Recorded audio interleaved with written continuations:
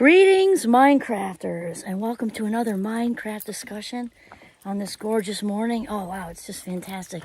Humidity dropped a little bit. I'm not usually too heat sensitive, though we mentioned the bugs a lot, and the bugs like it when it's sticky. And so, yeah, so that's dissipated, which makes it a little easier. Okay, so anyway, my name is Kimberly Quinn, and I'm very excited to be here with you today and little Giovanni to have a talk about living deeply, which starts with listening deeply. And I was inspired this morning by my best friend from growing up, my rooftop friend, which has become semi-famous in the local area just because of that, this 7 days article that Ken, the journalist, and Luke, the photographer, were so kind to do. It was just, oh my gosh, that honestly, I think that was one of the best days of my whole life. I didn't know it was coming.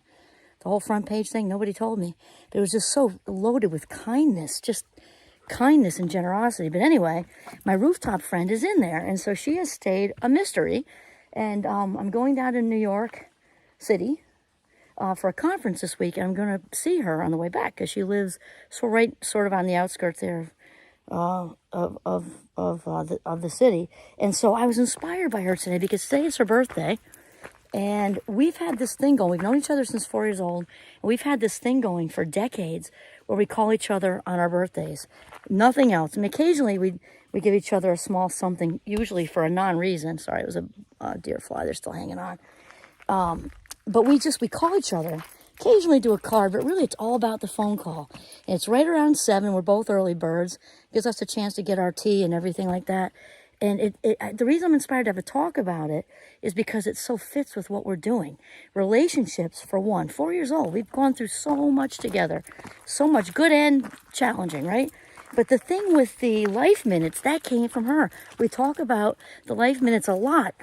And people think it came from, I'll say we share it now, but if I'm completely honest, which I am because I practice being honest, like you would practice, the violin or skiing or something.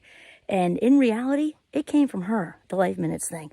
And she brought it up today, which is what made me think of it. She said, I'm not Smith. There was like a prickly pear, who thankfully she's released a long time ago, but she came up today. And she said, in no way am I wasting my life minutes, and I said, or even life seconds, on that particular toxic individual, who's enormously toxic, actually.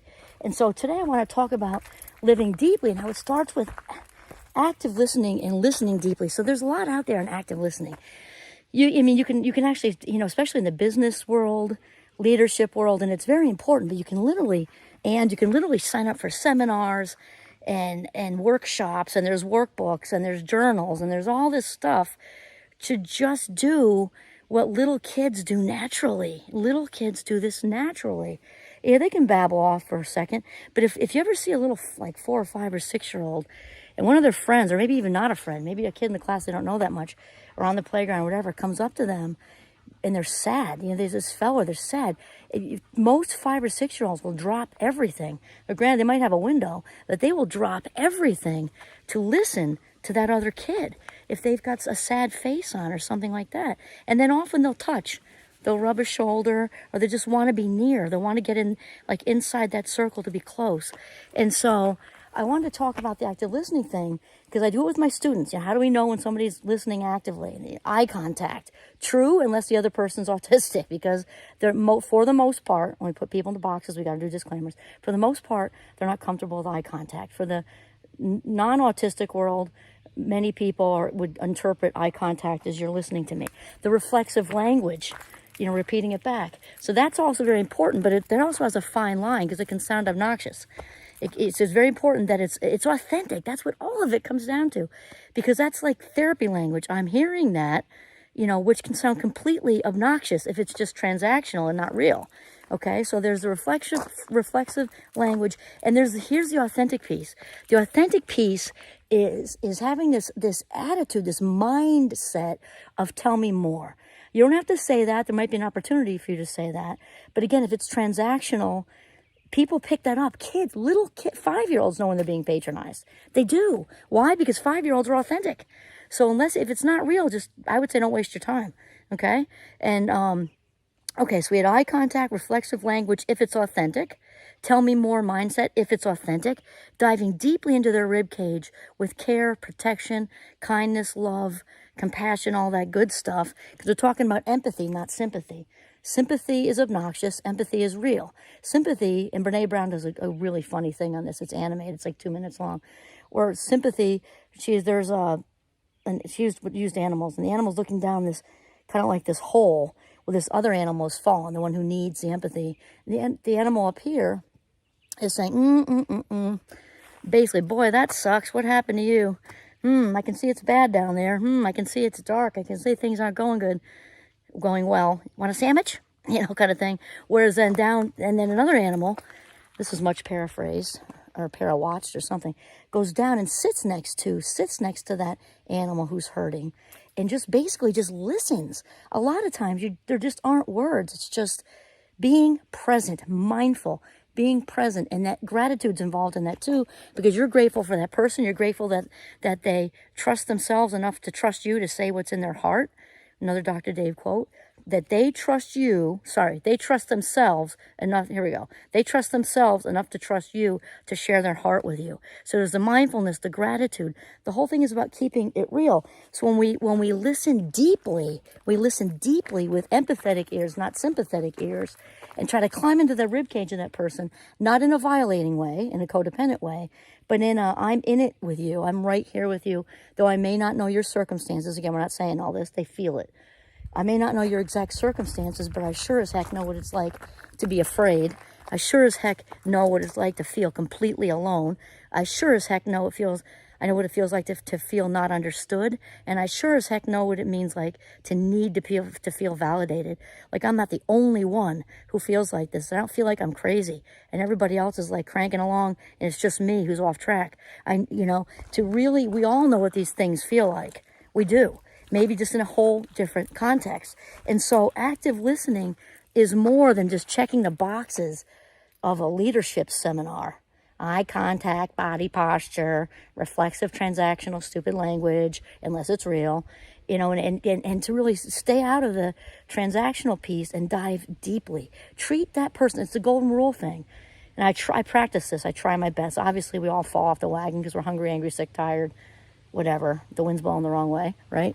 But when we use the golden rule and try to treat somebody how we'd want to be treated, it really kind of works pretty well. And, again, we can really get a lot of knowledge that we have inside us. It just maybe got derailed from 5-year-olds. Watch them in a sandbox.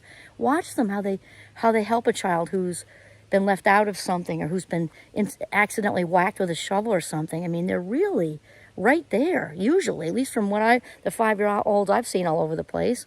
They're very authentic because they haven't been ruined yet, by messages out, shaming messages out there and such. So when we listen deeply, we can then learn to live deeply because there isn't anything more valuable than our life minutes. And we find that out the older we get, I think. Little kids know it and the midlifers know it. It's the in-between who has to kind of maybe or might want to get back on track with that because we tend to be so much residing in our achievement awareness, as we were just talking about a couple episodes ago, which is important. We don't want to throw that out. That's also how we process the world. We're not throwing that out. But when we get into, more of an awakened awareness, that's when we're living life. That's when we're sucking the marrow out of life, is when we are listening deeply, because then we can live deeply. We talked about how when we're not other-oriented, I got to watch that othering thing because people put kind of a dumb meaning to it, because really othering to me is like being other-oriented. But anyway, when we get locked into here, it's isolating and it's lonely. And it also skews our perception of the world because we're not meant to be alone. The most introverted person in the world is still not meant to be alone. We're all connected, by a divine source. Absolutely. We're all connected. And we are not meant to be shut in here. So when we actively listen, we actively listen and listen deeply, we are then living deeply, which then leads to very deep connection. Deep connection is, and Brene Brown will say this too, is the only anecdote and love obviously is involved in that, is the anecdote for shame. All that not feeling enough and flawed and defective and basically you know, if we could eradicate shame off the face of this earth, we would have very few problems. A lot of psychologists out of jobs, not a lot of battles, wars. If we got rid of shame, it would be pretty amazing. And the antidote for that is deep, loving connection. That is it. So it starts with listening deeply, living deeply, and then we will become deeply connected. That one just rolled out of me. Happy birthday, rooftop friend. Have a mindful day.